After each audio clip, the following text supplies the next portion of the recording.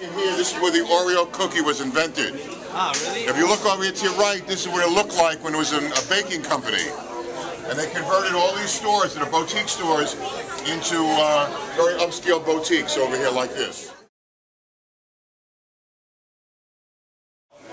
What happens is they would bring the food in by trains along a street over here called 10th Avenue. The street, as people would, and the trains would come in with cargo for the meat companies and for the flour baking companies. And they would come in and people would run in the wintertime, they'd run across the tracks, slip and fall, and get hit by trains. They started calling this avenue down here called Death Avenue, Death, D-E-A-T-H. Eventually they decided to raise the trains up and bring it in 1.5 miles from the west side of Manhattan, Hudson River, and elevate the trains.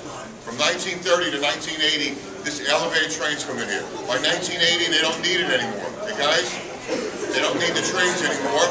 And what they do is they abandon the railroad tracks. For 30 years, there's nothing being done there. They're going to rip it down about 20 years ago. People started protesting. They said, we can turn it into something very special. And what they do is they make an elevated park. Again, for the people who joined us, there's only 2 of these in the world. One in France and one here. We're going to take you guys upstairs to see what this looks like. If they turned it into a beautiful landscape piece of property, it's called the New York High Line. This has become the 2nd most visited place in New York City.